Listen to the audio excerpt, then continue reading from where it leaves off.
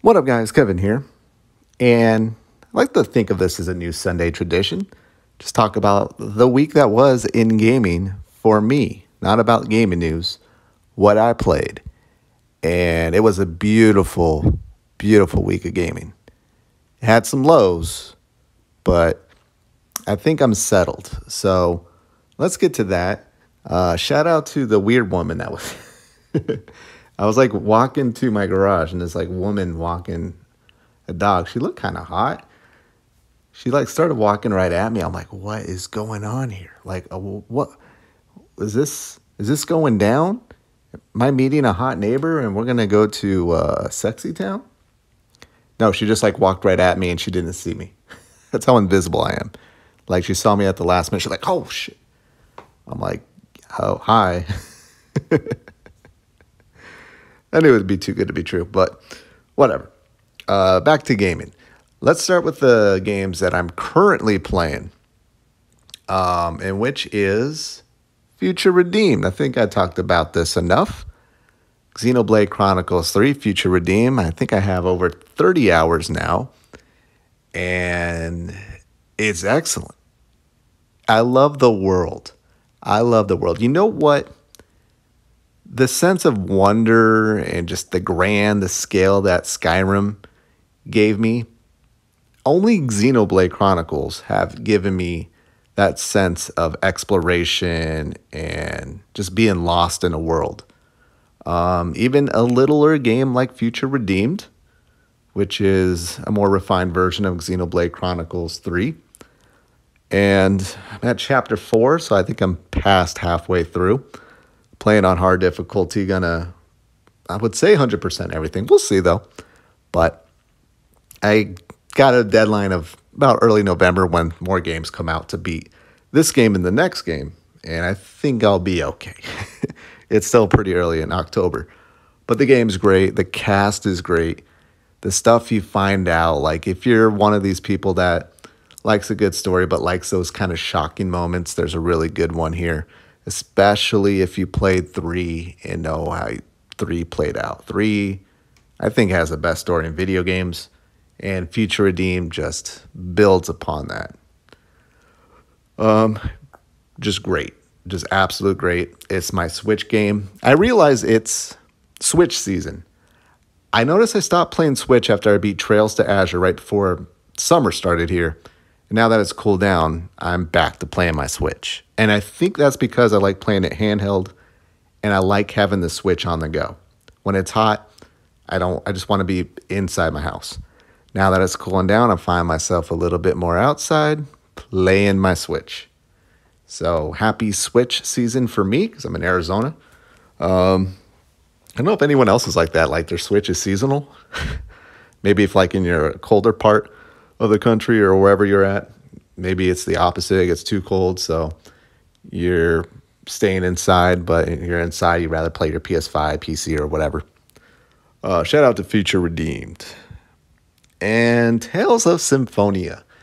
Now, just to say, these are the 2 games I'm playing going forward. Everything else, I'm pretty much kicking aside, but I will have some impressions here. And a game that I was loving, but I ended up quitting. But let's get back to Tales of Symphonia.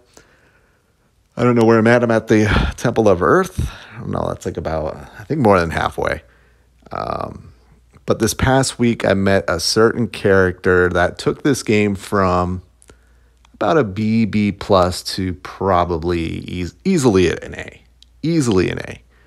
And that is Zelos. Zelos here gives it a little bit more, I'm going to call it a mature. He's pretty immature, but it gives something for me to go, yes. Because I was on an adventure with these group of people, great people. I love being with these people, but I needed that somebody. I needed that Randy Orlando. I just needed that playboy. And I get him here, another redhead. With Zelos. He's just very fun. He is the chosen one on the opposite world, Tethaela. And he's just fun to be around. Talks to all the honeys. He wants to protect all the girls in the group.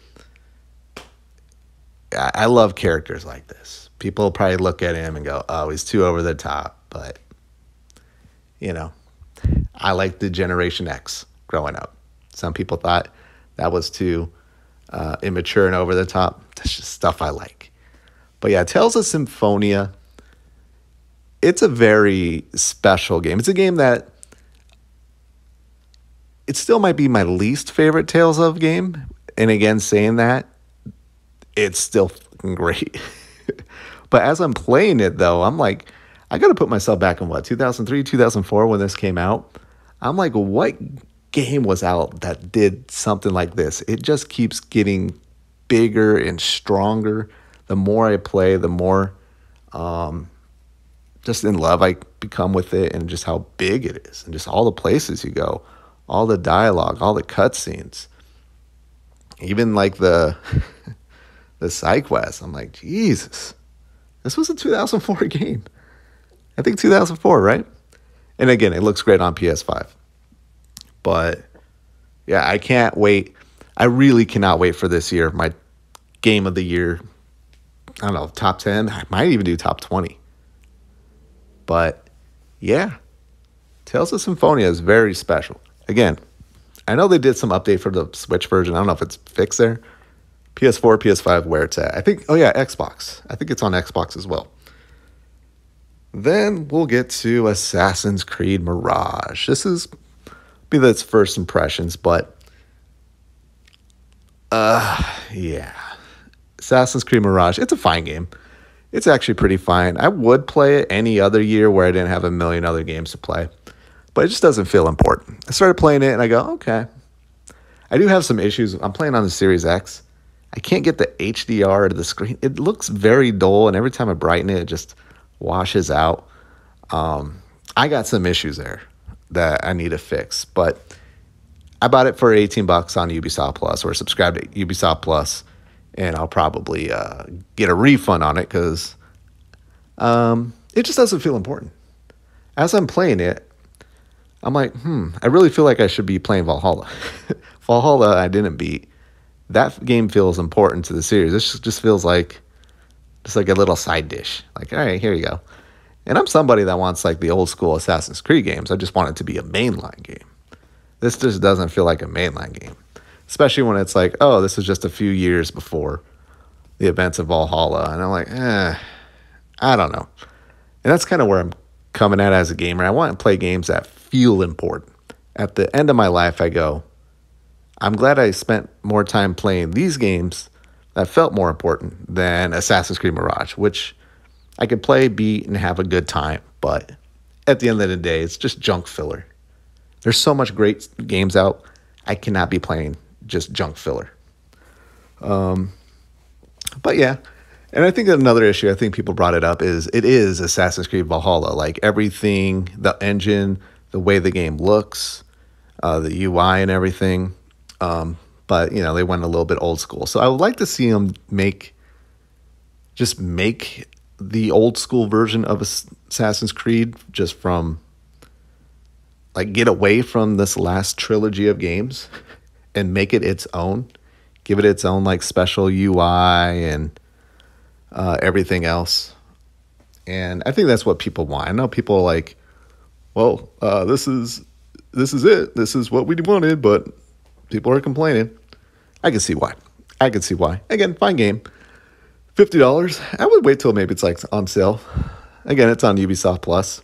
It's a short game. You could beat it in a month. Or wait for us like 12, 20, $30, or wait till it comes to Game Pass or PS Plus.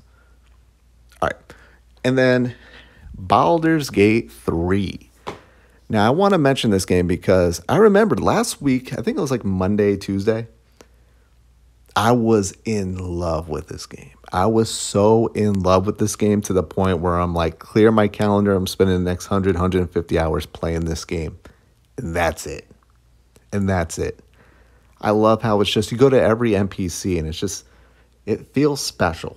It feels very rewarding.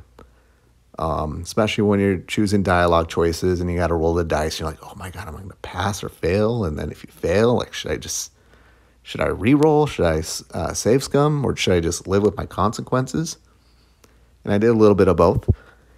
And it really pushed me forward to play in the game. And then I just got to a part where the combat, if everything else in the game is a 10 out of 10, the combat to me is a negative 10 out of 10. I hate it so much. I got into one battle where like all these goblins were on Overwatch. I was like, oh shit. And they were messing me up pretty good. So then I hid behind the wall, but then they were shooting me through the wall. I'm like, well, that's not fair. That's not fair. So eventually I did beat it. A lot of my teammates died, so I had to go back and revive them. And then immediately afterwards, I got into another battle. And they just fucked me up so hard. And I'm not playing on the easiest, playing the middle difficulty. But I'm like, I don't even have like any time to prepare, do anything. Now I can prepare knowing what's going to come ahead, but that's where my issue lies. I don't want to go into these battles, get effed up, and then, okay, let me then prepare. I don't like it. It just doesn't feel fluid. It feels very micromanagey. I can't stand it. I just can't stand the battle. It's to the point where maybe I should just put it on easy and just go through the rest of the game that I love. Talk to the NPCs and dialogue. Maybe I'll do that. But it just got to a point where I'm like, all right, if I'm going to really enjoy this, I got to really like become more micromanagey, and I just don't want to do that right now. I don't know if I ever want to do that in video games. I don't want to be sitting around in menus. I hate sitting around in menus. You watch those streamers where all they do is sitting around in menus. They pick up an item and they have to go read a description and, you know, test it out on every character, and I just can't stand it. That's not the type of gamer I am. I'm the person where you go to the accessories or equipment, I just click the optimal button. Like, all right, just give me the optimal choices. I trust you. Though in Tales of Symphonia, I think that's broken because I had the best equipment on and I would choose optimal and it would change everybody's equipment. But yeah, Baldur's Gate 3, with that, I was basically like, I'm done. I'm done with that. I don't need to play this right now. I don't need to love something then just immediately the next moment just hate it. So I set that aside, and I'm pretty set on playing Tales of Symphonia and Future Redeemed. I really pretty much took all of September off from gaming, even though I gamed. I was kind of bouncing everywhere from game to game. But I've settled on these two games, and then afterwards, after I beat these two games, I'm going to play the Tales of Arise DLC, Before the Dawn, and Super Mario RPG. Those come out, I think, early November. And then afterwards, I'll be Star Ocean, Second Story Remake, which is fantastic, by the way, the demo I played. And maybe go and beat Final Fantasy 5 and 6. Round out the remaster collection, which that whole game, the remaster games, definitely going to be, I'm going to say top 10. And I'm going to do just the one Final Fantasy remaster 1 through 6. I'm not going to do individual games because then pretty much my top 10 will be Final Fantasy, including 16. But there you have it, excuse me. I got a sub to go eat, and I'm going to go do the Temple of Earth in Tales of Symphonia, and that's going to wrap up my weekend. Hope you guys had a good week. Let me know what you played, and I'll talk to you later. Later.